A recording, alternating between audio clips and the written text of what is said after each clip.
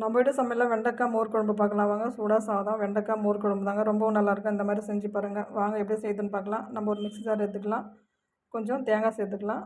ஊற வச்ச கடலப்பருப்பு கொஞ்சம் சேர்த்துக்கலாம். கொஞ்சம் பூண்டு சேர்த்துக்கலாம். 2 பச்சை மிளகாய் சேர்த்துக்கலாம். 1/2 ஸ்பூன் ஜீரகம் சேர்த்து அரைச்சி எடுத்துக்கலாம். இந்த பக்கம் ஒரு கடாய் வச்சு 2 ஸ்பூன் எண்ணெய் விட்டுக்கலாம். கட் பண்ணி வச்சுக்கிறேன் வெண்டைக்காய் அதில் சேர்த்து நல்லா வதக்கிக்கலாம். வதக்கி ஒரு தட்டுக்கு மாற்றிக்கலாம். அதே கடாய் இந்த பக்கம் வச்சு தேவையான எண்ணெய் கடுகு சேர்த்துக்கலாம். வெந்தயம் கொஞ்சம் சேர்த்துக்கலாம்.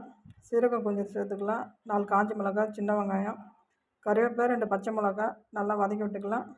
அரை தக்காளி சேர்த்துக்கலாம். கொஞ்சம் உப்பு சேர்த்துக்கலாம். மஞ்சள்தூள் கொஞ்சம் சேர்த்துக்கலாம். பெருங்காயத்தூள் சேர்த்து நல்லா வதக்கி விட்டுக்கலாம். 1/4 ஸ்பூன் குழம்பு மிளகாத்தூள் சேர்த்துக்கலாம். நல்லா வதக்கி விட்டுக்கலாம். நம்ம வதக்கி வச்சுக்கிற வெண்டைக்காய் அதை சேர்த்துக்கலாம். நல்லா வதக்கி விட்டுக்கலாம். அரைச்சி வச்ச மசாலாவை சேர்த்துக்கலாம்.